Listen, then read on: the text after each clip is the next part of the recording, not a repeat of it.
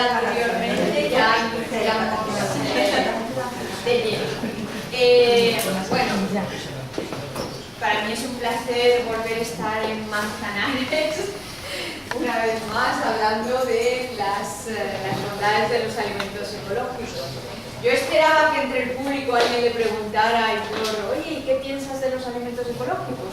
No ha salido, así que lo que espero es que a través de lo que os voy a mostrar pues quede un poco de evidencia que es lo que pasa. Efectivamente, también ha habido una pregunta por ahí, ¿no? ¿Qué pasa con la alimentación de las vacas cuando los piensos van medicados? Pues, mirad, si se producen los alimentos de una determinada manera, lo que vamos a tener es alimentos con una determinada carga química o carga como la queramos llamar. Y esos alimentos van a constituir nuestra nutrición. ¿Qué ocurre? Que si esos alimentos presentan esa carga, nuestra nutrición pues va a estar de alguna manera dolida. Esto lo digo porque es verdad que hay que tener en cuenta muchas de esas pautas de qué es lo que comemos, cómo lo comemos, pero os voy a dar un dato de un estudio que se realizó en la Comunidad Valenciana a niños para evaluar el nivel de toxicidad que presentaban en sangre, toxicidad evaluada a través de metabolitos que van implícitos en los plaguicidas. ¿Qué ocurría? ¿O qué es parte de los resultados de ese estudio? Que los niños que mayor nivel de fruta y verduras consumían eran los niños que el mayor índice tenían de plaguicida. ¿Por qué? Están en los alimentos. Por eso es tremendamente importante que además de evaluar el qué y el cómo lo comemos, pensemos también en qué es lo que comemos y de dónde viene ese alimento que luego nos llevamos a la boca. Bueno, yo voy a intentar a través del discurso que os voy a pronunciar que eso se quede claro. Como el título era la calidad alimentaria y los alimentos ecológicos, pues voy a hablar muy poquito de la calidad y luego entraré ya a hablar de esos alimentos ecológicos, pero también haciendo un hincapié en el modelo productivo. Mirad, la calidad no es nada más que un cajón desastre donde se meten pues aquellos atributos que los consumidores identificamos para hacer el acto de la compra y el acto del consumo. ¿Qué significa esto? Significa que si yo consumidora tengo un nivel de apetencia mayor por los alimentos ácidos, cuando tengo delante del mercado una manzana verde y una manzana roja, me voy a inclinar hacia la manzana verde porque mi percepción se va hacia los alimentos más ácidos. Y esa serie de atributos que se meten en ese cajón desastre y que se llama calidad, no es nada más que eso, esa serie de calificativos que tienen los alimentos y que hacen que nosotros consumidores nos inclinamos por unos o por otros. Dentro de esos atributos están los atributos de carácter sensorial, ¿no? ese sabor ácido, pero también hay otros que nos entran directamente por la vista. Si yo os digo, si pensamos en zanahoria, ¿en qué color pensamos? Naranja. Pues resulta que eso ha sido un proceso evolutivo de la zanahoria. La zanahoria original no era naranja, era morada, amarilla también, pero el proceso evolutivo hasta llegar a lo que hoy es la zanahoria no era la concepción del color como alimento. Bueno, pues ahí tenemos una serie de atributos de carácter sensorial, luego hay también una serie de atributos de carácter comercial, pues todos reconocemos cuando vamos a un mercado que los alimentos están por calibres, están por determinadas condiciones comerciales que van amparadas por una normativa, bien sea por el calibre, bien sea por la homogeneidad objetividad del color, bien sean por lo que indique la norma. En ese sentido, los alimentos ecológicos también se podrían considerar con un atributo comercial. ¿Por qué? Porque es un sistema de producción que viene marcado por la Unión Europea, en el cual, para que nosotros consumidores reconozcamos que ese alimento es ecológico, pues tiene que pasar un proceso de certificación, control, e identificamos a través del logo que nos dice este alimento es ecológico. Y eso es también un proceso comercial, también es comercial. Luego tenemos atributos ocultos que hacen relación al contenido en nutrientes, pero también al contenido en sustancias que no son nutrientes y pueden tener un perjuicio para nuestra salud. Aitor hablaba del tema de la pechuga de pavo y del jamón de york y tal. Pues ¿qué es lo que contienen? Lo que contienen son esos conservantes que son nitratos y nitritos que tienen un perjuicio para nuestra salud. Bueno, pues el control de esos aditivos es de forma interna al alimento, está ahí, y por eso los llamamos nutrientes ocultos, porque en este caso sería pues que pueden causar una toxicidad y nosotros no lo podemos ver. La única referencia que tenemos es en la etiqueta, pero si fuera un alimento fresco, las espinacas, que también pueden tener, sobre todo las de producción convencional, un alto contenido en nitritos, esas no las leemos, porque ahí no hay una relación de cuántos nitritos llevan las espinacas, Y luego tenemos atributos de carácter social y medioambiental que cada vez más pesan a la hora de la elección del alimento. Miren, si yo les digo, es que yo si compro esas espinacas y las compro en el mercado local, pues lo que quiero es que con mi compra repercuta en el valor económico que puede tener el agricultor de la zona. Yo no quiero que eso caiga en bolsillos terceros que no reconozco. Yo quiero que repercuta en mi territorio, y de ahí pues el tema de el consumo de proximidad, porque son aspectos que influyen ahí en lo social y evidentemente en lo medioambiental. Pues que les voy a contar, estamos ante un escenario de cambio climático impresionante. Tan impresionante que todas las medidas políticas que se están adoptando ahora, excepto la administración de Trump, que se sale, pero bueno, ahora nosotros como consumidores ya lo que podemos decir es, pues yo no voy a comprar un producto americano ni de lejos, pero además de nada, porque el escenario de cambio climático es dramático. Si no, no estarían políticamente realizando esas medidas. Se les han adelantado el tema del deshielo de los polos.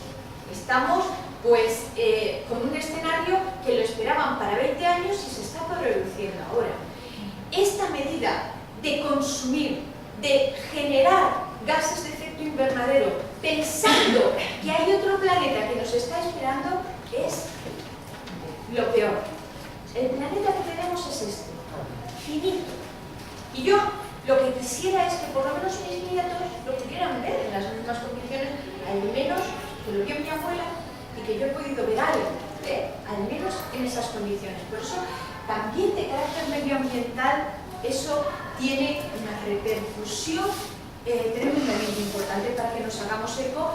¿Y qué ocurre? Pues que todos estos atributos, los sensoriales, los comerciales, los ocultos y los de carácter social y medioambiental, son los que al fin y al cabo nos hacen que nos decidamos como consumidores y digamos, bueno, pues yo quiero comprar esto, quiero comprar lo otro, y así se configura. Y eso es la calidad, no es otra cosa. No hay una administración, un gobierno que vele porque la calidad es eso, no. Esa parte entraría también en uno de esos atributos que tenemos ahí, y es un poquito del todo. Bueno, ¿qué es la agricultura ecológica? Bueno, pues les decía antes que la agricultura, la ganadería y la transformación de alimentos ecológicos es un sistema productivo que viene de una normativa europea los políticos de todos los países miembros, los que se reúnen en Bruselas, hace tiempo dijeron: vamos a desarrollar una normativa en la cual se ajuste el modelo de producción ecológica. ¿Qué es el modelo de producción ecológica? Posiblemente el que hacían nuestros abuelos. ¿Por qué? Porque la agricultura convencional es la que se desarrolla después de la llamada revolución verde. Una revolución verde donde la industria química entra en la agricultura y la ganadería. Algo que hasta entonces no existía. No existían los fertilizantes químicos, no existían los plaguicidas, no existían los antibióticos dados de forma masiva no existían los aditivos alimentarios. Esa industria química, podríamos hablar quién es la que la tiene, pero eso no existía. La revolución verde aparece con el paradigma de ser un modelo de producción de alimentos que sea capaz de eliminar el hambre en el mundo. El hambre en el mundo sigue existiendo, es verdad que los datos de la FAO indican que va descendiendo el hambre en el mundo, pero el hambre en el mundo no es una cuestión ni de producir más o menos, ¿por qué no? Luego verán algunos datos, eso no es una cuestión de injusticia social, nada más, nada más. Luego verán algunos datos tremendamente llamativos. Bueno, entonces, tenemos ahí a la Unión Europea que desarrolla ese modelo pensando en qué es lo que se hacía antes de la Revolución Verde y idea las pautas a seguir para tener un modelo productivo que se llame agricultura ecológica. Agricultura ecológica, agricultura biológica, agricultura orgánica o eco o biológica, porque todos esos 5 términos que he nombrado son términos protegidos por la normativa. Es decir, que si alguien nos vende, nos dice patata biológica y esa patata biológica no está acreditada con el sello, eso es una, vamos, se puede denunciar, eso es denuncia total, porque son términos protegidos por la normativa de producción. Y para eso los agricultores, muy a nuestro pesar, tienen que inscribirse en un comité que les certifica que las pautas que están haciendo son medioambientalmente sostenibles, que están haciéndolo todo bien y tienen que pagar. Aquí el criterio de que el que contamina paga no se cumple. El que no contamina es el que lo obliga a pagar. Otra de las paradojas que existe, pero bueno, ojalá esto cambie y fuera al revés, ¿no? Realmente el que contamina es el que tiene que pagar. Y el que me está contaminando a mí, más todavía, ¿no? Ese debería estar en la cárcel, y el que contamina a nuestros hijos y a nuestros nietos, por supuesto. Bueno, entonces nace ese modelo, el que llamamos agricultura ecológica, que tiene unos objetivos bien claros, como son el de construir y mantener la fertilidad de los suelos, utilizar técnicas de cultivo adecuados. ¿Por qué técnicas de cultivo adecuados? Porque miren, no todos los territorios son iguales. ¿Qué va a decir un andaluz o qué va a decir un gallego al modelo productivo? Pues que hay que adecuarlo a las condiciones de la tierra, del clima y del manejo del agricultor, y por eso la territorialidad es tan importante en el modelo de producción ecológica. Hay que utilizar de forma adecuada todos los recursos y además locales, como decía. No se pueden utilizar los productos tóxicos ni contaminantes. Para el control de plagas tenemos métodos biológicos tremendamente efectivos. Hay que incrementar la biodiversidad del modelo productivo y por tanto del planeta, una de las causas que también están ahí de manera medioambiental, y eso lo hace la agricultura ecológica, y también la producción de alimentos de calidad. Fíjense que ahí está como objetivo, pero cuando uno empieza a leer la normativa europea, en la primera línea de la normativa se indica: es un sistema de producción de alimentos que tiene como objetivo producir alimentos de calidad. Entonces ya nos habíamos dado cuenta que lo otro no era calidad. que se venía produciendo hasta ahora, cuando tenemos ese objetivo ahí en primera línea. Bueno, pues esto es parte de los objetivos de la agricultura ecológica. Ahí ven algunas fotografías. ¿Y qué es lo que ha pasado con el modelo de producción convencional? Ese modelo que les decía que aparece en la Revolución Verde y que ha sido tan desastroso. Pues es un modelo que lo que ha ocasionado es, con el empleo de los fertilizantes nitrogenados, principalmente contaminación de acuíferos, contaminación del suelo también, una contaminación que está cuantificada. Es que ya los tenemos cuantificados todos estos efectos. Ya no se le ocurre a nadie bañarse en un río de forma así libre, ya cuando te bañas en un río tienes que ver las zonas que te lo indiquen bien, porque el resto, la contaminación que llevamos es tremenda. Por lo tanto, contaminación por los fertilizantes, el incremento de las superficies, porque como es una agricultura basada en el rendimiento, es decir, kilos por hectárea, ¿de qué? Luego veremos de qué, pero kilos por hectárea. Pues lo que ocurre es que se necesitan grandes superficies que para manejarlas hay que utilizar variedades muy potentes, de ahí lo del monocultivo, bajada de la biodiversidad también en el modelo agrario, el uso de sustancias fitosanitarias, porque ¿saben qué ocurre? Que cuando tenemos un monocultivo, es decir, unas grandes explotaciones, unas grandes superficies con una única variedad, el riesgo es altísimo, porque si viene una plaga, te lo ataca todo. Si tenemos biodiversidad en el modelo, puede venir una plaga que sea sensible a lo mejor o susceptible para atacar a un tipo de cereal. Pero si tenemos cereal y legumbres, las legumbres se van a salvar. Por lo tanto, el tema de la utilización del fitosanitario está en relación directa con las grandes superficies que se manejan. Y así ven, pues ahí va y luego las repercusiones que tiene.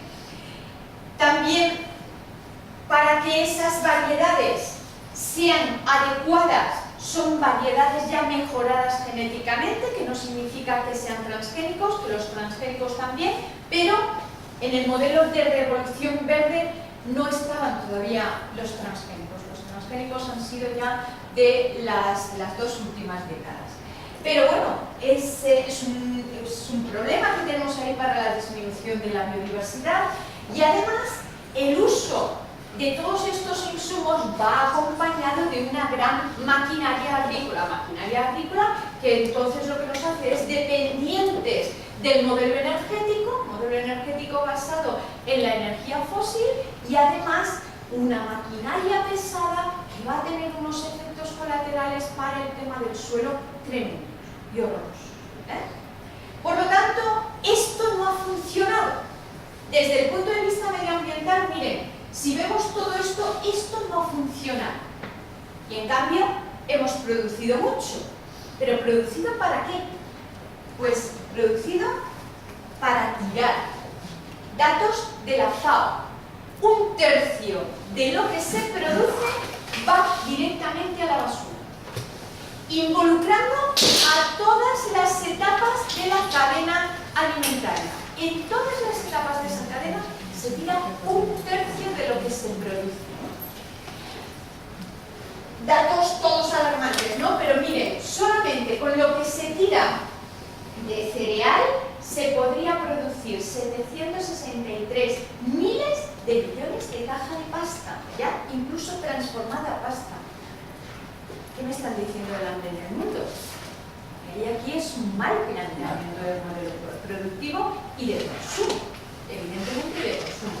Ya el político y el social también irán por otro camino, pero evidentemente desde el punto de vista técnico tenemos ahí un problema. Fíjense, el tema del hambre en el mundo, solamente si ahorramos una cuarta parte de la comida que se desperdicia, se podrían alimentar a 870 millones de personas que en el momento actual padecen hambre. vergonzoso, efectivamente. La palabra, el atributo que eso se merece es vergonzoso. A mí se me pone la carne de gallina, porque son datos horrorosos. En cualquier caso, como les decía, el hambre en el mundo empieza a no tener... Saben que las estadísticas funcionan de la siguiente manera, se van contabilizando y entonces van diciendo, pues del año pasado a este se incrementa. Afortunadamente, en este último registro, el hambre en el mundo ha disminuido. Entonces, podríamos dar saltos de alegría, pero no. ¿Por qué? Porque la FAO ahora empieza a estar preocupada por otro tema. Ya no es un objetivo prioritario el tema del hambre en el mundo, que saben que van a poder controlarlo, sino el tema está en las enfermedades que están apareciendo por el tema de la alimentación. Y eso está preocupando mucho. El tema de la diabetes tipo 2, los problemas cardiovasculares, el cáncer, son enfermedades que, como bien decía Héctor, si contabilizáramos las enfermedades que ocurrían al inicio del siglo XX, eran principalmente enfermedades de transmisión, infecciones. En el momento actual no tenemos prácticamente esas infecciones. En el momento actual, las enfermedades con mayor carga son las que están relacionadas con nuestro ambiente, con lo que comemos, cómo vivimos y cómo nos desarrollamos. Incluso con el tema de la sonrisa, es que hay que sonreír también, porque el estilo de vida pues también influye mucho en ese estado de salud. Y eso es lo que ahora mismo les tienen preocupados.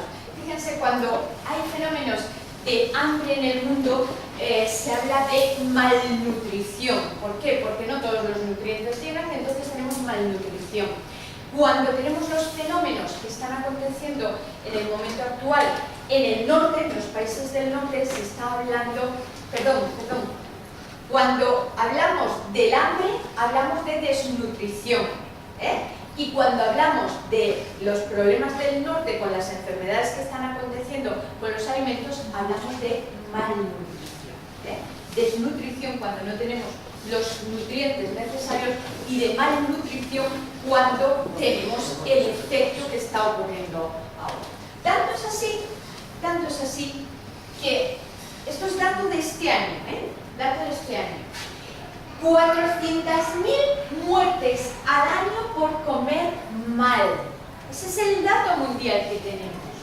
Se están produciendo 400.000 muertes al año, por eso los datos de la FAO están ahora que sigue preocupando el hambre, pero esto es lo que más está preocupando. 400.000 muertes al año, porque además la gran mayoría de estas personas que mueren por estas causas están dentro de un sistema de salud. Y eso hay que pagar. Eso hay que pagar. Los que mueren porque no tienen alimentos son realmente números. Pero esto es economía, porque están dentro de un sistema de salud que tenemos que pagar, muchos de ellos se socializan porque el pago es social y eso preocupa bastante. Eso preocupa bastante. Bueno, pues esa es la realidad que tenemos en el momento actual. Miren, en estas diapositivas que les voy a mostrar ahora, pues yo soy muy positiva, y sonrío mucho y mi mensaje tiene que ser en positivo. Pero claro, hasta ahora todo ha sido negativo, pero no. ¿Qué es la alternativa que tenemos? Pues evidentemente la alternativa es el consumo ecológico. Y ahora lo van a leer de verdad de una manera muy, muy materializada. Este es un estudio que se realizó en una familia danesa, en la cual la familia está formada por 5 miembros, el padre, la madre y 3 niños. A la familia llegaron a la casa y dijeron: te vamos a someter a un estudio. Y el estudio fue realizar un análisis en orina, que es muy rápido. El análisis, quiero decir que las concentraciones en sangre de los tóxicos son muchísimo más lentas, llevan otra cinética, pero en orina es muy rápido. Entonces, se analizó la orina de los 5 miembros, aunque yo lo que voy a mostrar aquí son lo de los niños, al inicio del ensayo. En ese mismo momento se cogió toda la despensa y toda la nevera que tenía la familia, hicieron un vacío sanitario. Eliminaron todos los alimentos que habían ahí y los cambiaron por alimentos ecológicos. No cambiaron la dieta, es decir, si la familia estaba habituada a que el lunes hacían pasta con carne, pues hacían pasta con carne pero ecológica. No cambiaron para nada la dieta, sino los alimentos y la procedencia de los alimentos. Y transcurridos los 15 días, solo en 15 días, se volvió a realizar el análisis en orina y el resultado es el que les voy a mostrar aquí. Este es el resultado para el niño más pequeño, niño totalmente disciplinado porque depende de lo que los papás le pongan en la mesa y eso es lo que tiene que comer. Pues al inicio del estudio, estos eran los 4 metabolitos presentes en plaguicidas que tenía el niño y transcurridos los 15 días el niño no presentaba ninguna concentración de esos 4 metabolitos. La niña mediana, ese era el perfil que desarrolla. Estos eran los 4 metabolitos, los mismos 4 que estaban en el hermano pequeño, y si vemos, ahí hay una pequeña concentración del tercero. Eso seguramente está relacionado con también es la mayor concentración que tiene al inicio, un alimento que a la niña le gusta mucho, que a lo mejor ha pecado un poquito, ¿por qué? Porque tiene un poco más de independencia, el niño pequeño no, el niño pequeño se debe a lo que le ponen y ponen. Entonces, ahí aparece ese pequeño gasto. También insisto que es el que más hay. Y la niña mayor vuelve a aparecer el mismo perfil. Ahí están los 4, hay uno que destaca, seguramente está relacionado porque es un alimento que a ella le gusta mucho y que por lo tanto lo consume en altas concentraciones y por lo tanto esa carga que tiene, que vuelve a aparecer, posiblemente por ese, a lo mejor que ha pecado o simplemente por la inercia de la alta concentración. Pero fíjense cómo se produce esa limpieza, por lo menos en orina, lo que tenemos en sangre ya es imposible de eliminar casi, lo que tenemos en grasa ya no vamos a entrar ahí, ya Pilar nos deleitará luego, pero por lo menos en orina ahí sí que aparece cómo disminuyen. Y una evidencia, hay una evidencia, si no se ingieren no aparecen, si se ingieren ahí los tenemos. Los que se quedan marcados, ahí los vamos a tener, y los que somos capaces de eliminar, pues algo se va eliminando. Bueno, y luego ya, fíjense cómo hemos tocado el tema de los tóxicos, que estamos hablando que la agricultura ecológica no presenta esas sustancias, porque están prohibidas. Pero vamos con el tema nutricional, los nutrientes. Esta es una tabla de unos alimentos de origen vegetal como el brócoli, guisantes, patata, zanahoria, espinacas, manzana, plátano y fresa. Y a continuación aparecen unos nutrientes de carácter mineral y vitamínico que están presentes en esos alimentos. Lo que aparece luego en las 3 siguientes columnas es la composición que esos nutrientes, los alimentos, presentaban en 1988, en 1996 y en el 2002. Y en las 2 últimas columnas lo que vemos es el detrimento, es decir, la pérdida del valor nutricional, porque en todos los casos la variación es negativa. ¿Qué está ocurriendo? Estamos perdiendo nutrientes. No sé, los guisantes están perdiendo en promedio un 20% en magnesio y en ácido fólico pues estamos también ahí, en un 15-18%. ¿Qué está pasando? ¿Cuáles son las causas que la literatura indica para la pérdida de este valor nutritivo? Pues principalmente, ¿cuál? La primera, la pérdida de la fertilidad biológica de los suelos. ¿Qué pasa? Con la fertilización química, los suelos se van reponiendo de nitrógeno, de fósforo, de potasio, de algún oligoelemento, pero nos estamos cargando toda la microbiota que hay en el suelo. Esos microorganismos, esa microfauna que es vital para hacer de enlace para que los microelementos lleguen a la planta. Y eso es esencial a través de la fertilidad biológica. Esencial. Químicamente también se puede conseguir, pero ya le metemos más carga química al suelo. Por lo tanto, lo que hay que conseguir es que desde el punto de vista del equilibrio natural, eso llegue a la planta. La segunda razón está en las sustituciones de las variedades locales por variedades híbridas y comerciales. Variedades locales que han estado ubicadas en el territorio y que, por lo tanto, si en una zona, fíjense, si en Manzanares, por ejemplo, voy a hacer una suposición, el potasio se encontraba de forma natural en el suelo en zonas profundas y aquí se plantaba el tomate o el melón X. Y ese melón, para llegar al potasio, ¿qué hacía? Desarrollaba un sistema de raíces potente hasta llegar a las zonas donde podía localizar ese potasio. Pues hemos sido capaces, a través de los procesos de coevolución, de llevar a plantas, a variedades locales que en un determinado territorio se han adaptado perfectamente. Si ese melón, ubicado en Manzanares, ahora lo sustituimos por una variedad mejorada de melón, ¿mejorada para qué? Para que sea muy productiva. Kilos por hectárea, que eso es lo que va marcando. ¿Pero kilos de qué? Si estamos perdiendo los nutrientes. ¿Por qué? Porque esa semilla ha sido optimizada en condiciones de laboratorio y de invernadero. De manera que cuando la planta necesitaba un programa, ahí lo tienes. Cuando necesita, pues, toma, no haces ningún esfuerzo, planta, ya te lo pongo yo. ¿Qué pasa? Que cuando esa semilla luego la desplazamos y la llevamos a condiciones productivas, o le metemos toda la carga bioquímica que va detrás en el paquete, o la semilla no va a tirar. Y eso es también muy conocido.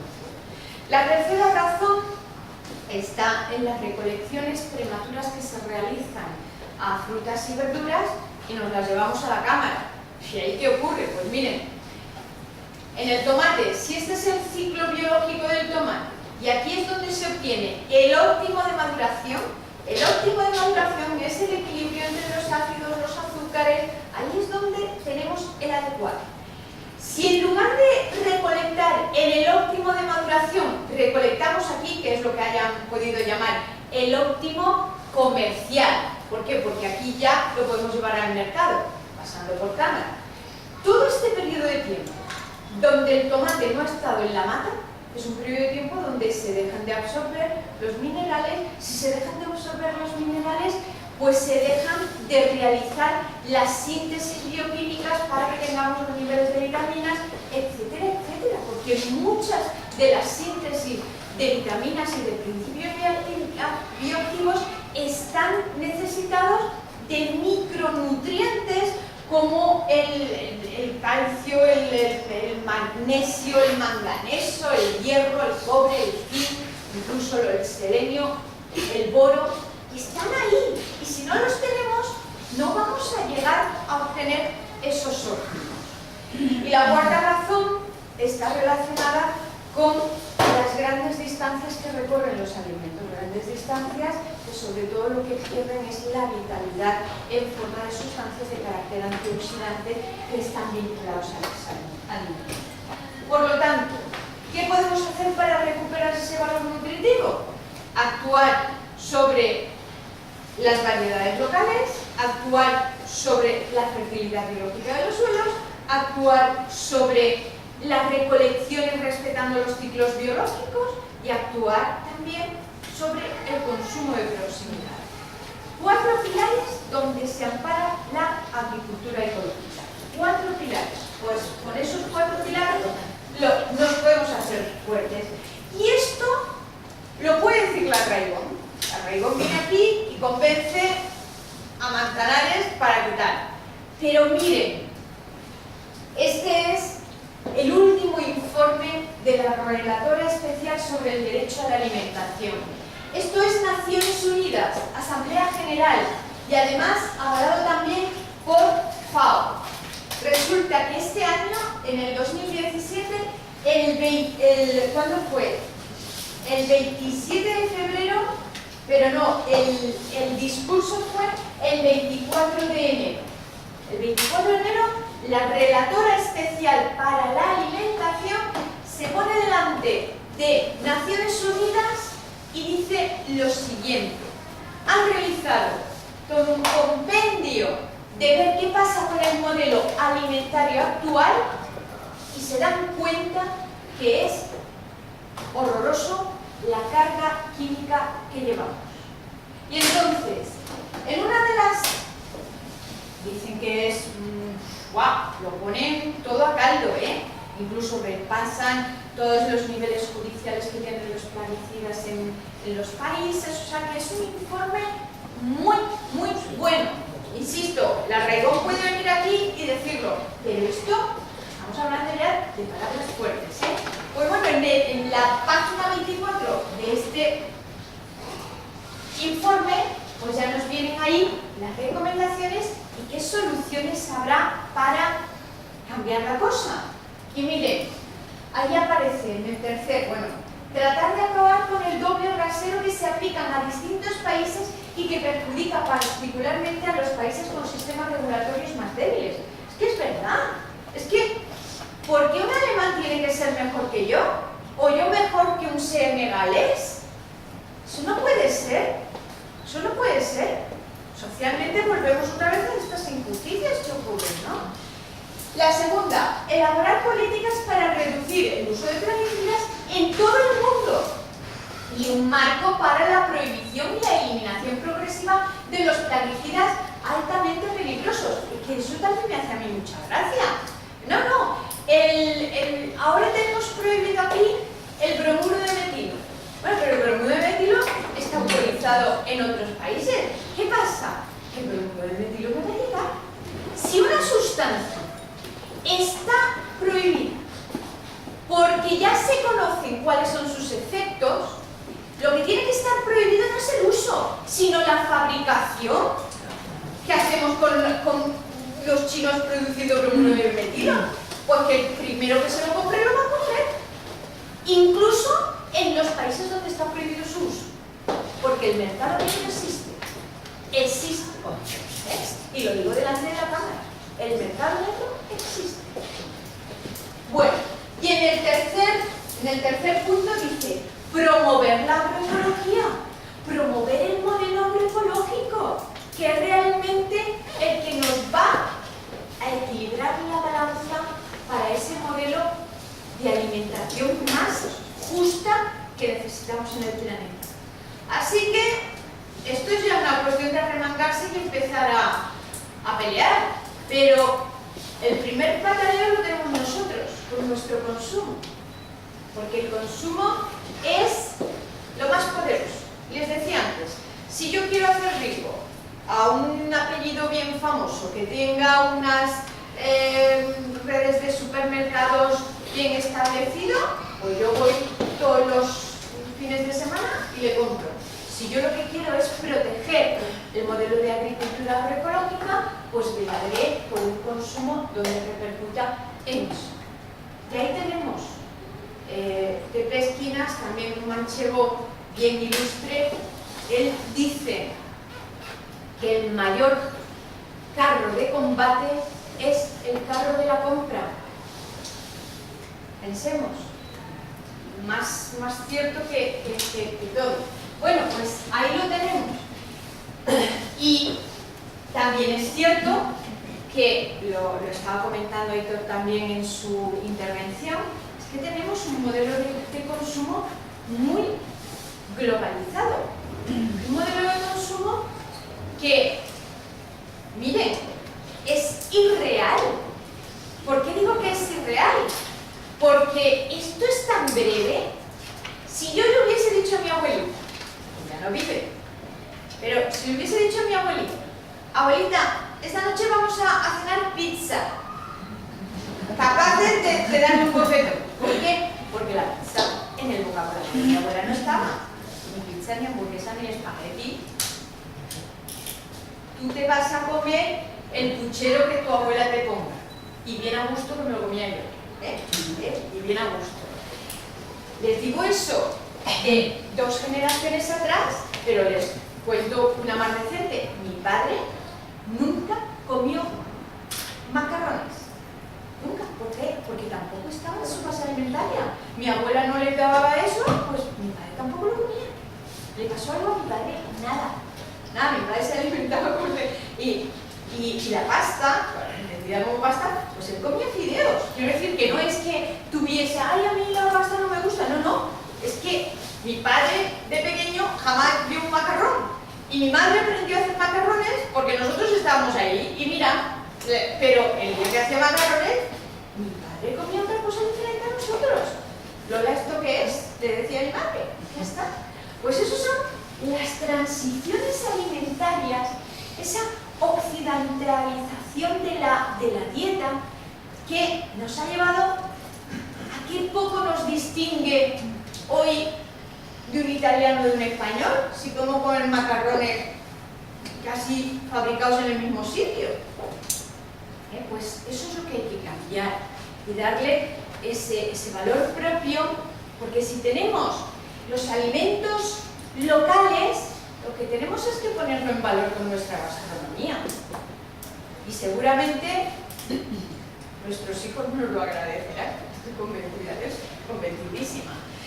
Esa dieta o esas transiciones alimentarias realmente nos han llevado también a unas maneras de comportarnos con la alimentación diferente. Yo de niña les tengo que decir que para mí estaba prohibido comer por la calle. Tú comías sentada allí en la mesa.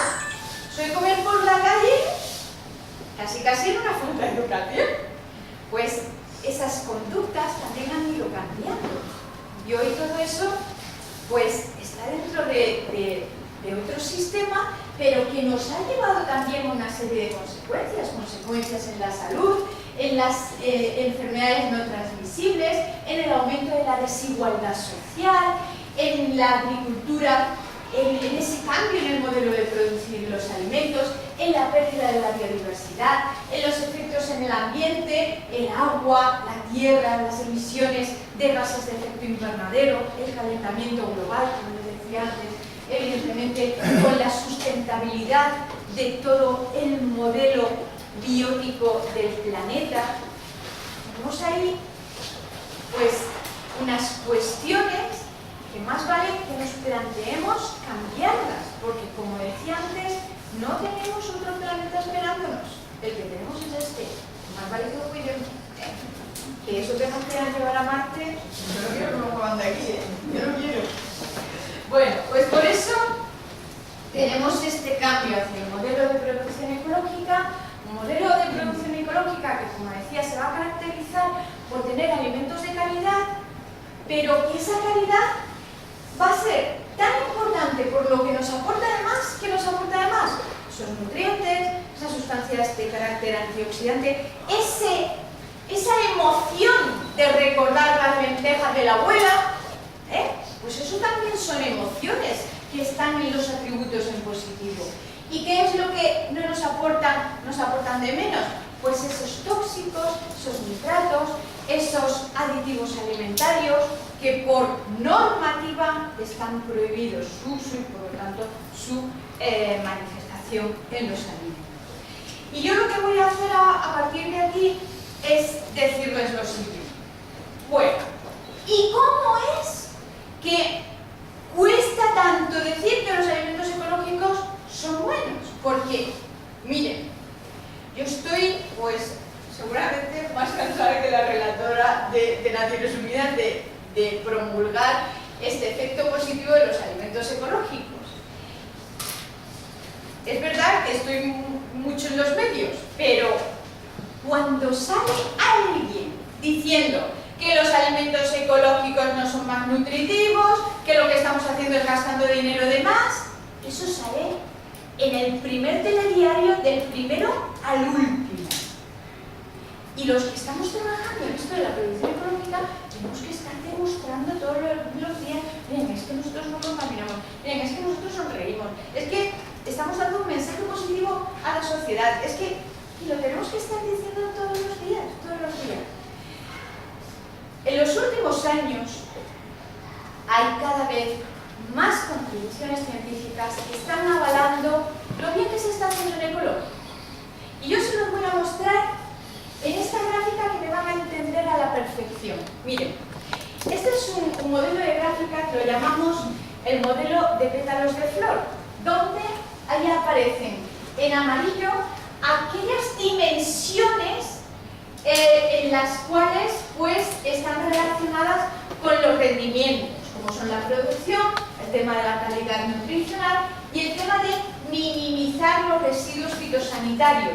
Ahí, la producción convencional, eso de minimizar los residuos fitosanitarios como que muy poco, por eso el pétalo ese tan pequeñito aparece ahí. Luego en verde tenemos las dimensiones relacionadas con lo social, con reducción de las exposiciones de los trabajadores, el tema de la empleabilidad. Es que la agricultura ecológica pone a trabajadores en el modelo productivo, porque requiere mayor mano de obra. Por lo tanto, de carácter social, ahí tenemos. ¿Qué pasa con el convencional? Bueno, pues ahí ven las dos pétalos que aparecen. En rojo tenemos las dimensiones de carácter económico. Ahí aparecen los servicios ecosistémicos, que en el convencional está muy poco, los costes totales, la rentabilidad, y luego en azul aparecen las dimensiones medioambientales. Esto viene de recopilaciones muy fuertes de artículos científicos, principalmente escritos en inglés, y que nos ponen esta dimensión.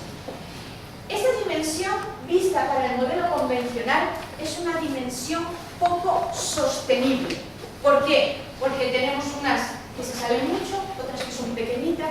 Esto es muy poco sostenible. ¿Qué pasa con el modelo ecológico? Lo que pasa es esto. Fíjense que tenemos las mismas dimensiones que arriba, la categoría cuantitativa es la misma, los círculos concéntricos nos indican el 25, el 50, el 75 y el 100, que es lo mismo que vemos aquí, pero lo que vemos para el modelo ecológico es que es un modelo sostenible, donde existe equidad en las dimensiones de cada pétalo y de cada una de las dimensiones evaluadas, las sociales, las económicas, las nutricionales. Eso es un modelo sostenible.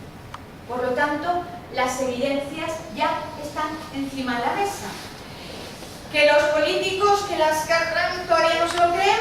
Bueno, pues esa es la lucha que tenemos. Ahora, también les tengo que decir que lo que no se podían imaginar es lo que ha pasado en estos 2 últimos años. Como les decía antes, las estadísticas saben que un año para otro, estamos en el 2017, es decir, la última estadística que tenemos se publicó en el 16, pero eso significa que los datos que recoge son los del 2015.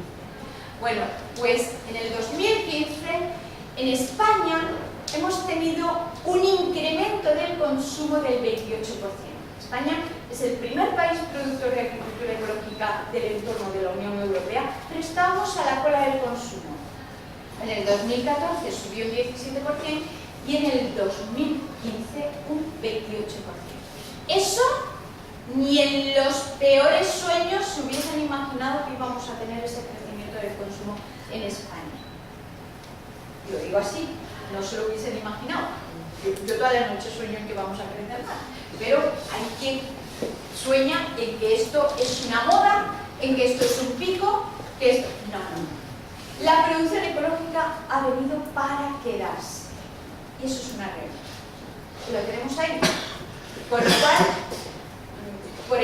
como decía Paqui en la introducción, actualmente soy la presidenta de la Sociedad Española de Agricultura Ecológica. Imagínense lo que significa eso para negociaciones con el Ministerio de Agricultura. El penúltimo dato de consumo, que fue donde se registró ese pico tan alto, ellos decían, bueno, esto ya está ahí, ya hemos alcanzado el tope y ahora entramos en una recta asintótica, es decir, que se mantiene. Eso no ha sido así. Ese crecimiento ha seguido así. Y es que va a más, porque los datos que tenemos, esas previsiones de las estadísticas que también se realizan, es que va a más. Cuando yo paseo por el Ministerio serio pidiendo pues ayuda a los productores, ayuda a los consumidores, ayuda a la promoción de la agricultura y de los alimentos ecológicos, contestación: bueno, es que eso tiene que ser el consumo quien lo ordena. El consumo ya lo tenemos aquí y ahora me derivarán a otra parte, ya veremos a dónde. Pero el consumo es una realidad, de verdad. Nos hemos puesto entre los 10 primeros países en el consumo de alimentos ecológicos. Eso es una muy buena cifra. Mundial, ¿eh? Mundial. Eso es una muy buena cifra. Y vamos a llegar a más. También tenemos...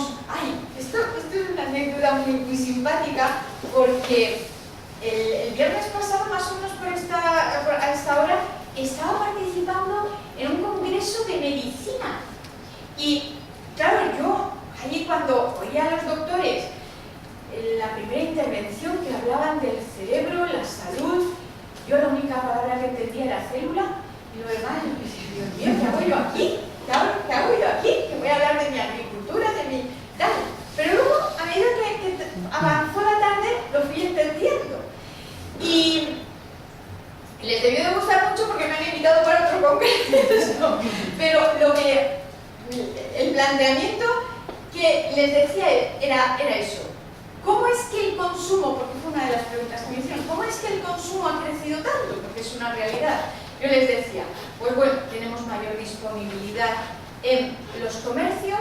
Antes de hablar de alimentación ecológica, ¿y eso dónde se compra? Pues afortunadamente ya los tenemos a mayor disposición. Hay un mayor conocimiento de las personas. Quiero decir, como consumidores estamos más preocupados, leemos más las etiquetas y también estamos preocupados por nuestra salud y por lo tanto pensamos que toda esa carga me va a hacer mala suerte, ¿no? Que voy a tener si me lo como y me vaya a tener repercusiones. Y un médico va, levanta la mano y me dice: oye, apunta a tus razones que cada vez más los médicos estamos recomendando el cambio a los alimentos ecológicos. Y digo, pues me lo apunto, porque es verdad, cada vez más tenemos profesionales de la salud sensibilizados que están recomendando ese cambio sin hacer variaciones en la dieta. Yo creo que, pues eso, pues siguiendo comiendo, pues vamos, yo el jamón de york eso no lo he comido en la vida. Es que no lo he comido. Esas son de las cosas que decía Hitor. Bueno, pues comemos de todo, pues yo es que jamás he pasado por un lineal y me he parado en lo de los productos rosas, esos. Jamás. Pues por eso, por el conocimiento de lo que llevan, por haberlos analizado y porque no es un alimento que me llame la atención. Así de claro lo digo, no es un alimento que me llame la atención. Ya está. Bueno, pues quiero decir que sin tener que hacer grandes esfuerzos en el cambio en el modelo de dieta, pues podemos llegar a un estado de salud muy bueno. Y eso parece que los profesionales de la salud están entrando también en esa dinámica. Y yo ya, a partir de aquí, lo que voy es a mostrar con algunos de nuestros ensayos que están totalmente publicados en referencias científicas, algunas de mayor impacto, otras de menor, pero los tenemos ahí. Y siempre empiezo con el tema de la vitamina C. El tema de la vitamina C, que aquí pues lo tenemos analizado en zumos de naranja. Yo siempre digo también que no hay que tomar el zumo de naranja, hay que tomar la fruta entera. Y ahora les voy a decir por qué. Aquí aparecen los niveles en vitamina C que presentan 100 gramos del zumo. ¿Y por qué los 100 gramos del zumo? ¿Y por qué? Porque todos nuestros estudios son estudios de campo. Nosotros tenemos las parcelas ecológicas, las convencionales, se realizan las recolecciones en el mismo momento. Piensen que yo soy profesora de universidad, soy científica y me vendo por dar mis clases y que por mis alumnos aprendan, pero luego desde el punto de vista de investigadora me vendo porque mis artículos se coloquen en revistas científicas. Y Y ahí es donde, por lo tanto, ese rigor que les digo que mantenemos en nuestros ensayos se tienen que cumplir para que luego las revistas me digan, así sí, esto está aquí, esto está realmente constatado. Bueno, pues eso es lo que hacemos con los campos. En el caso de los frutos cítricos recolectamos en la misma fecha, en función de la variedad, nos la llevamos al laboratorio y en el laboratorio ya empezamos el trapicheo. Analizamos calibres, analizamos colores, y cuando llegamos ya a romper la naranja, cuando rompemos la naranja, hacemos la extracción de los zumos. Aquí los colores están en función de las variedades. Desde las variedades navelinas hasta las sanguinas. ¿Se recuerdan la naranja sanguina? Ya se ve muy poco, en el comercio ecológico todavía se ve. Pero ¿saben que yo era la naranja que tomaba de pequeña? Era la que llegaba. Yo llegaba ahora. ¿Y cómo es posible que hayamos hecho? Que en cambio, miren, en Italia, cuando se pide zumo de naranja, el zumo de naranja que tú pones es de sanguina. Es totalmente, pues eso, el burdeos es intenso que tiene la sanguina. Bueno, pues cuando analizamos los niveles en vitamina C, en 100 gramos de zumo viene a ser esto, ¿eh? En el caso del zumo ecológico encontramos unos 45 miligramos de vitamina C. En la misma cantidad del zumo convencional encontramos unos 37 miligramos de vitamina C. Vamos a hacer la lectura. ¿Esto qué significa? Pues significa que en función de la variedad y en función de la campaña, nosotros hemos encontrado diferencias a favor del contenido de vitamina C en el zumo ecológico, zumo procedente de los frutos ecológicos, entre un 10 y un 20%. Y la siguiente lectura. La siguiente lectura es, en el momento actual, la dosis diaria recomendada de vitamina C son 60 miligramos, que ya la Organización Mundial de la Salud la ha cambiado a 80. Quisiera saber también cuáles son los criterios para que, oye, ahora 60 no vale 80. ¿Eso quién lo hará? ¿Quién? Los mismos que vienen por nosotros. Pero bueno, yo creo que está también en relación con el mercado. ¿Por qué cada vez más radical en niveles de alimentos que sumamos? Entonces, para compensar, se suben los niveles.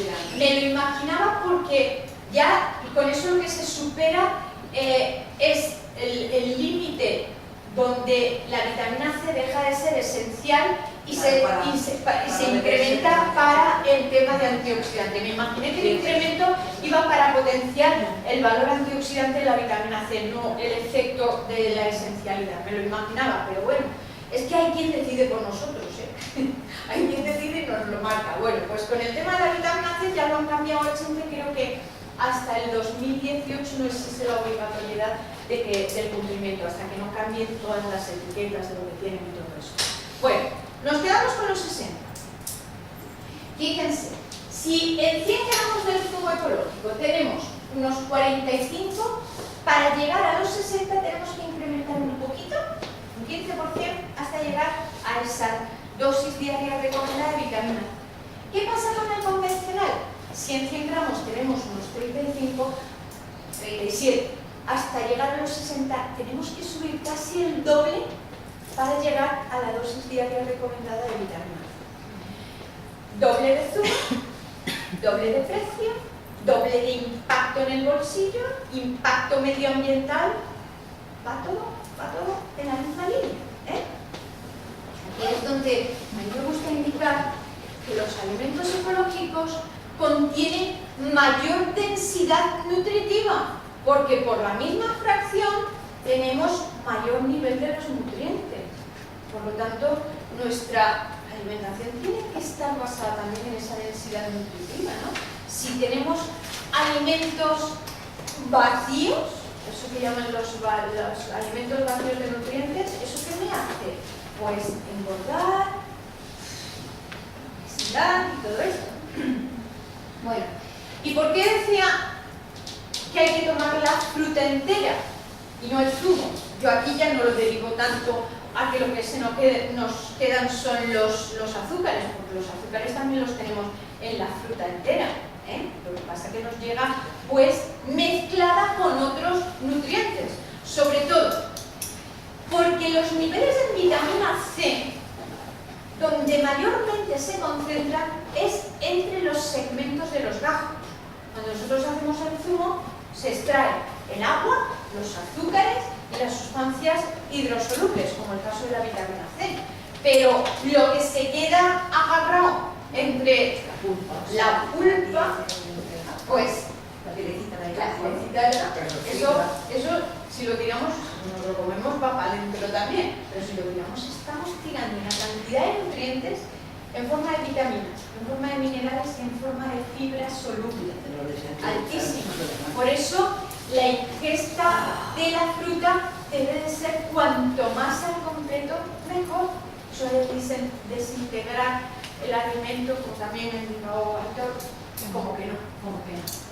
Bueno, cuando pensamos en vitamina C pensamos en frutos cítricos, pero el pimiento es la fruta, porque morfológicamente es una fruta que mayor nivel de vitamina C presenta, y más cuanto más maduro están. Recuerden la gráfica de la maduración, cómo influye en los niveles, de manera que aquellas variedades que podamos consumir en su estado inmaduro, el verde, pues los niveles en vitamina C van a ser más bajos, pero las que lleguemos a consumir en su estado maduro, mayor.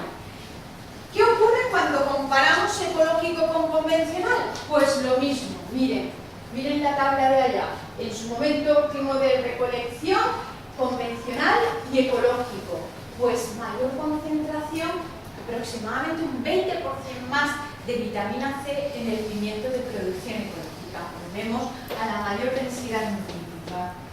Cambiamos de nutriente y lo pasamos ahora a los minerales, en este caso el hierro. El hierro es un mineral pues que lo tenemos que tomar sí o sí de la alimentación, porque además es el átomo principal de la hemoglobina. Supongamos, ahí solamente por eso sí es importante el tema del hierro, solamente por eso. Pues, ¿qué ocurre? Que todos los alimentos no tienen el mismo nivel de hierro. ¿Quién tiene capacidad para acumular valores altos de hierro? Las semillas. Y en concreto, las leguminosas. Vuelvo a mi abuela, yo a mi abuela la recuerdo mucho, a mi mamá también, pero mi abuela la tengo ahí. Niña, come lentejas que tienen mucho hierro, ¿no? Eso cuántas veces lo hemos oído. Oye, luego es verdad que hay que saber de qué manera ese hierro nos va a llegar bien, pero lo que es una evidencia es que son alimentos, son semillas que acumulan alto nivel en minerales. Pues ahí vemos que cuando tenemos de producción ecológica y convencional llegamos a diferencias, en este caso de un 10%, y además diferencias estadísticamente significativas. Otro elemento mineral importantísimo, el selenio. Y aquí podemos pensar que la raigón ya se ha vuelto loca, El selenio eso parece casi radioactivo. El selenio está también dentro de los minerales de carácter antioxidante.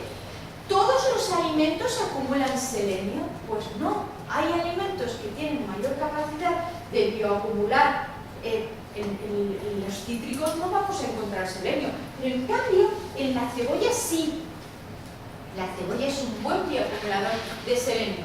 Pero claro, siempre y cuando el selenio esté en el suelo.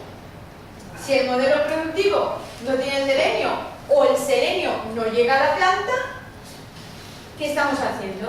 Pues ese sistema de la flor grande y pequeña que les decía, cuando lo que se intenta es que el modelo sea lo más sostenible posible. Bueno, en el caso de la cebolla de producción ecológica y de producción convencional, pues ahí lo ven, un 35% más de las concentraciones son muy bajas, estamos hablando de 8, casi 9 microgramos, porque es lo que hay que tomar. Claro, son concentraciones tremendamente pequeñas. Yo no digo que cojamos un lingote y le demos, porque no. Es eso, hay que comer la cebolla, porque las concentraciones que nos llegan son luego lo que vamos a necesitar. No necesitamos más. Lo que se tome de más por el tema de los suplementos y tal, es que lo vamos a eliminar, lo vamos a perder. Más vale que nuestra medicina sea esa. Ahí no estoy de acuerdo con Aitor, que ha dicho que que de nutrición no se hablaba hasta hace muy poquito. No, no. Miren, el primero que hablaba de nutrición era Hipócrates, en Mi alimento sea mi medicina. Y no solamente eso, sino que además decía, cuando se enfrentaba, la literatura de Hipócrates es buenísima. Hay un relato de él, de uno de sus libros, que dice que cuando se enfrentaba al paciente, lo primero que le decía es: ¿estás dispuesto a renunciar al alimento que te está causando la enfermedad? Buenísimo, ¿eh? Buenísimo. Por eso que esto ya llega de años. Es verdad que hemos vivido casi en una burbuja muy reciente, que es la que más ha afectado, pero hay buenas referencias de tiempo atrás que nos ponían en valor la alimentación, ¿eh? Bueno, listo con la cebolla. ¿Qué pasa con la zanahoria? Pues aquí lo vemos por dos elementos minerales de los de gran cantidad, el fósforo y el potasio, 45% en el primero y 65% en el segundo, mayor a favor de la zanahoria de producción ecológica. En el suelo pasa bien a la planta y nos lleva. Y aquí la zanahoria morada, esa zanahoria morada que les decía antes, es que la tenemos. Lo que pasa que llega el consumo que llega, porque también el suministro es como se produce. La zanahoria morada, justo por el color, lo que mayor, o lo que quiero destacar aquí, es el tema de las sustancias de carácter antioxidante, en concreto los polifenoles, ¿eh? Cuando veamos alimentos de color morado, alimentos que amarguen o alimentos que se pardeen, que detrás vaya el que ahí hay alimentos o sustancias de carácter antioxidante, ¿eh? Y en el caso de la zanahoria morada, fíjense, con el mismo sistema de cultivo, porque las dos son ecológicas. Yo intento comparar siempre en las mismas condiciones. Naranja, de producción ecológica, la zanahoria, y la morada de producción ecológica también. Pues en el caso de la zanahoria morada, un 43% más de compuestos polifenólicos, sustancias altamente beneficiosas para nuestra salud. También son beneficiosos los carotenoides. En concreto, aquí les muestro la concentración en licopeno.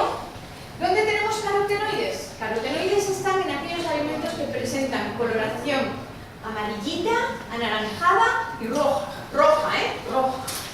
Pues rojo, cuando pensamos en rojo pensamos en el tomate, ¿eh? Aunque tenemos muchas variedades que no tienen que madurar en rojo, pero es también esa información, rojo, tomate. Bueno, en el caso del licopeno, que es un carotenoide que está relacionado con el freno en el cáncer de próstata, y que lo tenemos ahí, pues encontramos un 6% más en el tomate de producción ecológica. Pueden decir, bueno, las diferencias no son muy grandes, pero ¿saben qué pasa? Que el licopeno es de los pocos, voy a llamarlo entre comillas, nutrientes que se potencia con el calor. La gran mayoría de los elementos nutricionales se degradan con la temperatura o los perdemos en una proporción, pero el licopeno es de los pocos que cuando le damos calor se incrementa. Eso significa que cuando ese tomate, que presenta un 6% más de licopeno, lo ponemos en salsa de tomate, hacemos la salsa de tomate, o hacemos un ketchup, o hacemos alguna elaboración donde esté presente la temperatura, sube el licopeno, y eso se puede magnificar. Y lo que vemos abajo es la medida de la capacidad antioxidante total, medida en los trolos, y en una colección de tomate donde encontramos en promedio un 22% más de sustancias de carácter antioxidante. Sustancias antioxidantes también en forma polifenólica, donde las tenemos mucho en la berenjena. Fíjense cómo me voy siempre a los alimentos de origen vegetal, que son los que tienen la presencia mayoritaria de estas sustancias polifenólicas. En el caso de la berenjena es una joya porque acumula un alto contenido de polifenoles. Cuanto más vean que ocurre eso, el pardeamiento enzimático, es porque mayor reacción hacia el oxígeno ambiental hay y por lo tanto mayor concentración de sustancias de esa naturaleza hay. Y aquí tenemos también en nuestros estudios que mayor concentración hemos encontrado cuando estamos hablando del convencional. Fíjense, 49,8 frente a 38,2. Altamente significativo la diferencia entre un modelo y otro. Polifenoles o sustancias antioxidantes, porque aquí volvemos a medir la capacidad antioxidante total en las frutas rojas, que también están cargadas de esos antirradicales libres, ¿no? Que comentaba Pilar, que imagino que luego enlazarás con esto, ¿no? Un poquito. Bueno, pues ahí lo encontramos en el caso de la fruta fresca, en la fresa y en la zarzamora, un 28 y un 42% más. Modelo productivo. Fíjense, si yo les muestro la bibliografía científica, a lo mejor algunos autores empiezan, no, es que el mayor proteína, claro, como siempre se mide todo en proteína, mayor proteína en el convencional, los hidratos de carbono, pero en lo que no falla la bibliografía científica es que las sustancias de carácter antioxidante son mayores en los alimentos ecológicos.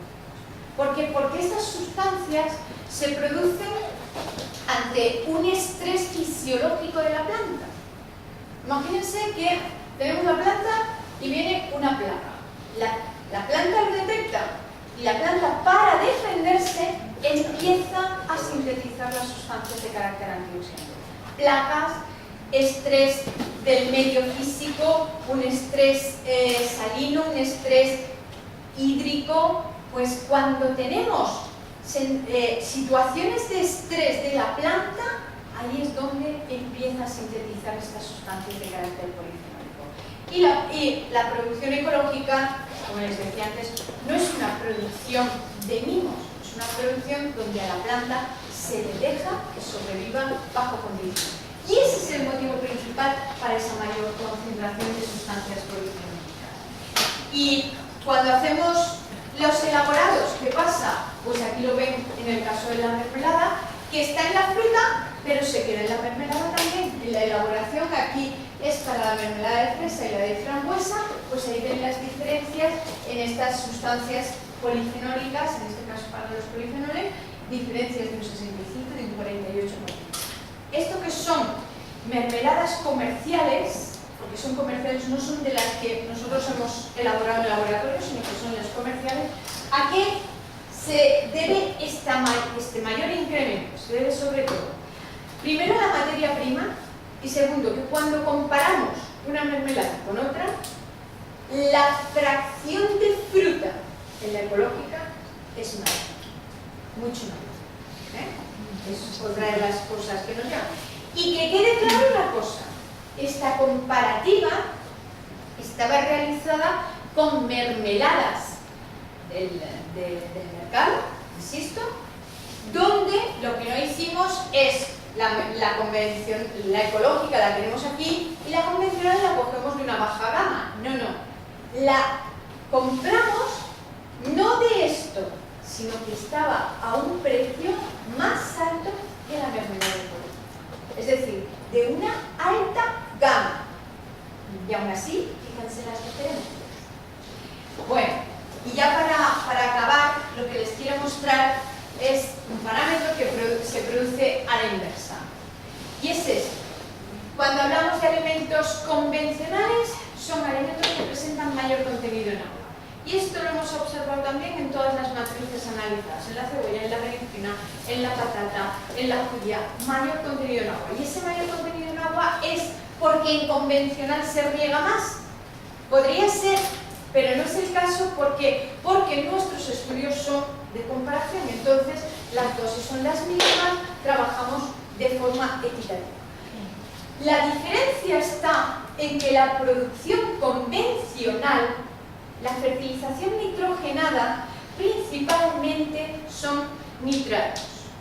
Nitrógeno en forma de nitratos. Los nitratos son moléculas altamente solubles en agua, de tal manera que cuando llega al suelo, la planta, cuando tiene que absorber el nitrato, absorbe el agua, porque es el vínculo de entrada para la planta, esa bomba de entrada nitrato-agua, nitrato-agua. Finalmente acabamos con ese perfil. ¿Y ese perfil qué lectura tiene? 4 lecturas principales. La primera, si esto es el 100% del alimento y esto es agua, o esto es agua, la diferencia es materia seca, y en la materia seca son todos los nutrientes. Segunda lectura, el sabor. Los alimentos que tienen un alto contenido en agua tienen más diluidas las sustancias responsables del sabor. ¿Cuántas veces hemos dicho? Este tomate no sabe. ¿Será porque el tomate ha perdido ya las sustancias responsables del sabor? A veces puede ocurrir, que no se sintetizan del todo por los momentos de recolección, pero otras veces es porque esas sustancias están altamente diluidas en agua. La tercera lectura está relacionada con el precio. ¿A qué precio compramos ese diferencial de agua? En este caso a precio de lechuga. Si fuera tomate es a precio de tomate, si fuera espinaca es a precio de espinaca. Estamos pagando agua a precio del envase tan valioso. Y la cuarta lectura está relacionada con la conservación. Alimentos que tengan alto contenido en agua, como las lechugas, tal, ¿cuánto nos duran? ¿Una semana? No más, ya empiezan a podrirse.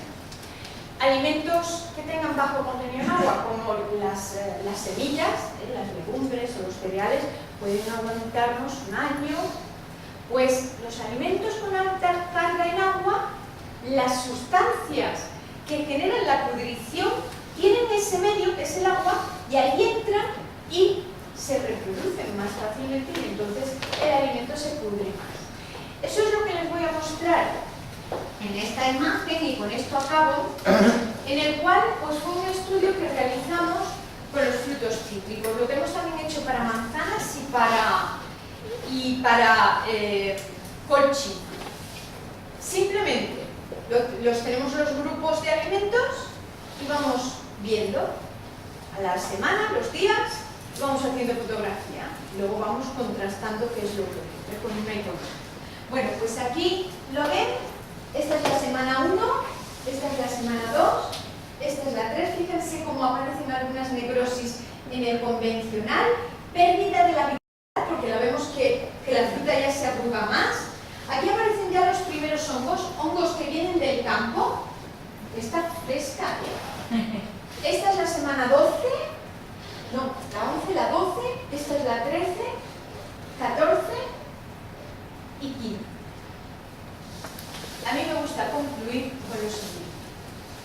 Lo que le pasa a esa naranja nos puede pasar a nosotros. Solamente lo que tenemos que cuidar es nuestro sistema alimentario. Bien. Bueno, pues muchas gracias por su atención.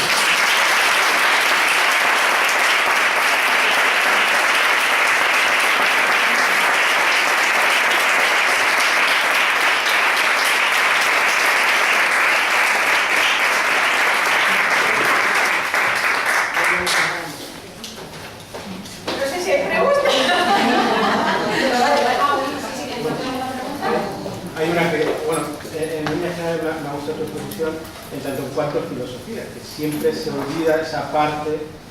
Yo estudié Derecho y ahora comprendo que tenía que estudiar más filosofía del Derecho para entender el Derecho.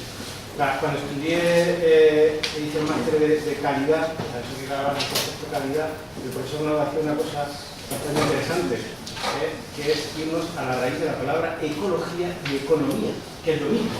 Eco en griego es casa. Logos y nomos es lo mismo. Ley, orden, o sea, la ley y el orden de la casa. Eso es ecología y economía.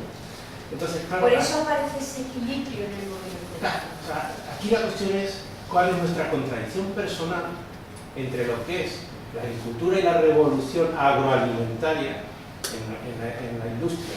Cuando ya transformamos la agricultura en agroindustria, ¿cuál es nuestra posición entre lo que es ecología y lo que es economía? Nadie ahora va a renunciar a un frigorífico. Un frigorífico también tiene su historia, o sea, tiene una evolución técnica, pero también nos permite tener alimentos y tener alimentos. O sea, comerte un melón de piel de sapo de la Mancha, tenemos que esperarnos todavía por comer un mes. Cuando mis abuelos en mi vida lo tenían en septiembre, ahora ya lo tenemos en julio, pero es que ahora tenemos melón de piel de sapo traído de Brasil en enero. O sea, ¿cuál es mi posición? Y ahí es lo que te agradezco, la posición filosófica personal entre esa la reflexión, ecología y economía. esa reflexión. Evidentemente hay que hacer mucha reflexión.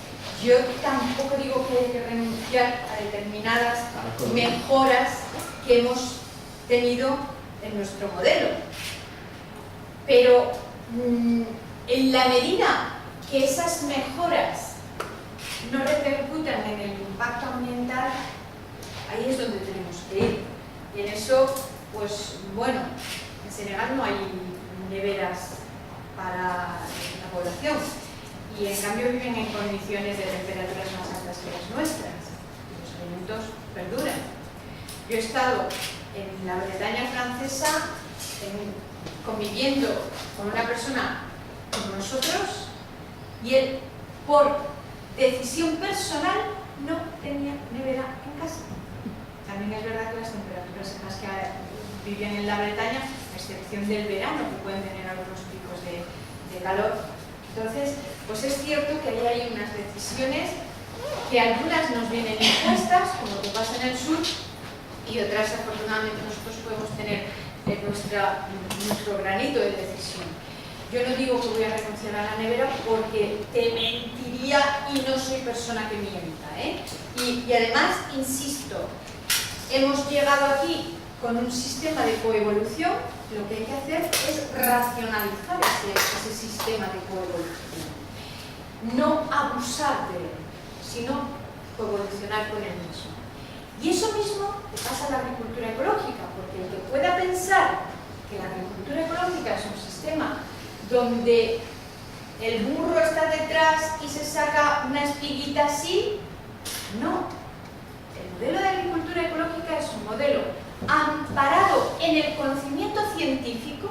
Por eso cuando describía, pues tenemos ya metodologías para luchar contra el tema de plagas, es que para eso estamos los que estamos trabajando ahí. Hay quien me dice, ¡ay, el tema de las malas hierbas!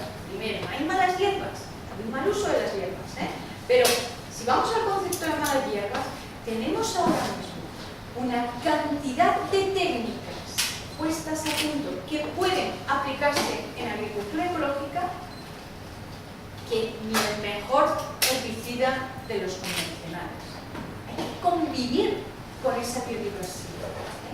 Y ahí es donde vamos a entrar en esa pequeña razón. Ahora, yo no voy a renunciar al frigorífico, pero lo que sí que renuncio es a comerme un melón de Brasil.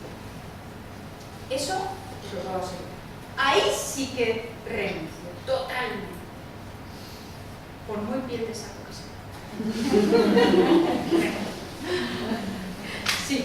Sí, quería preguntarle, en el actual modelo social en el que nos encontramos, ¿qué valoración hace de la, iba a decir simbiosis, pero es demasiado fuerte, aproximación ecoagricultura e educación? ¡Oh!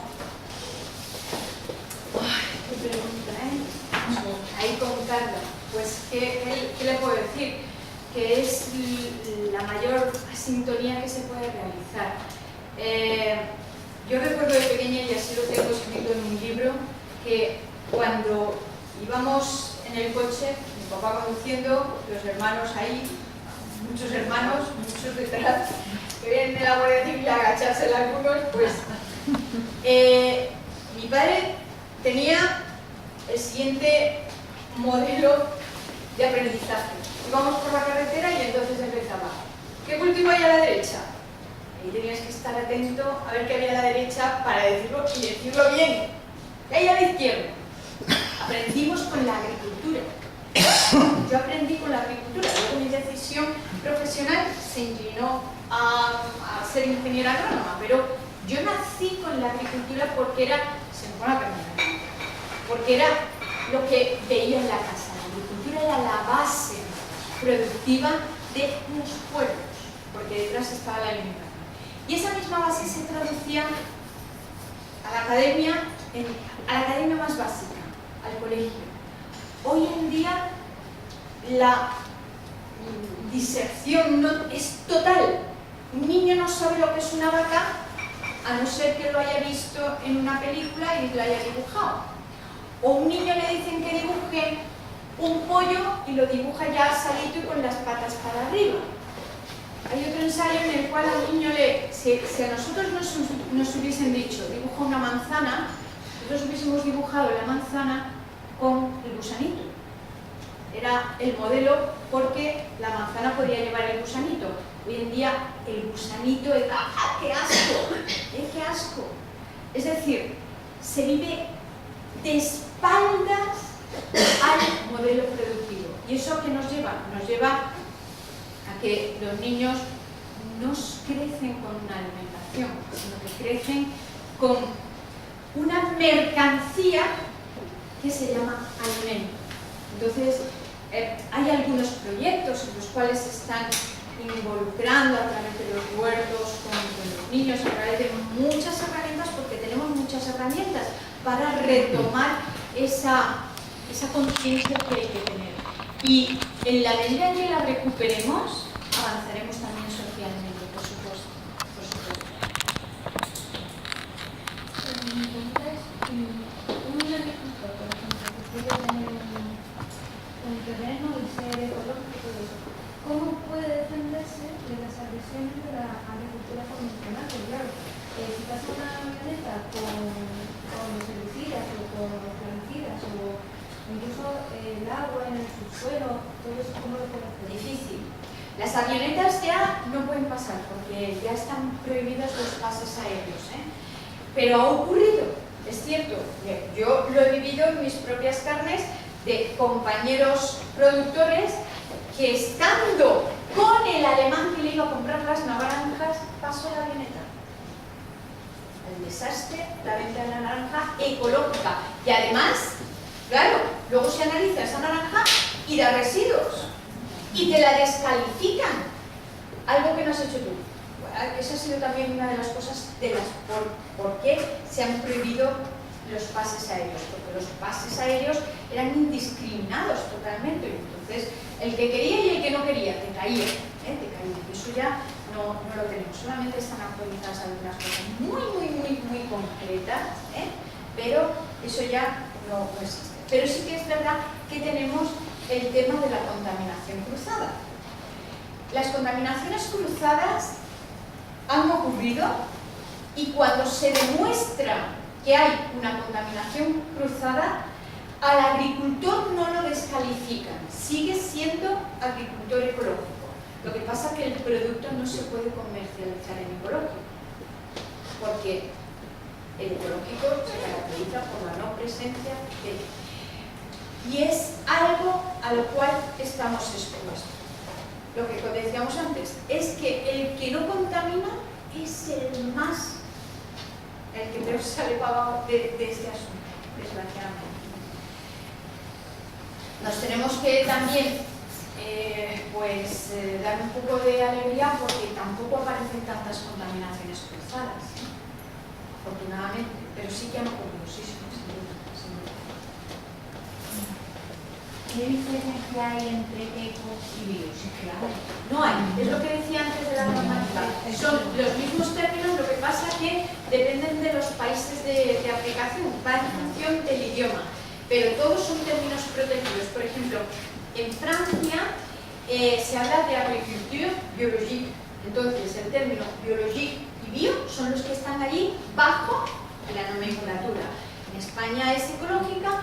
En los países de Inglaterra son organic, también Portugal creo que es biológica también, o sea que depende del país, asume uno u otro. Pero todos están recogidos en el mismo país.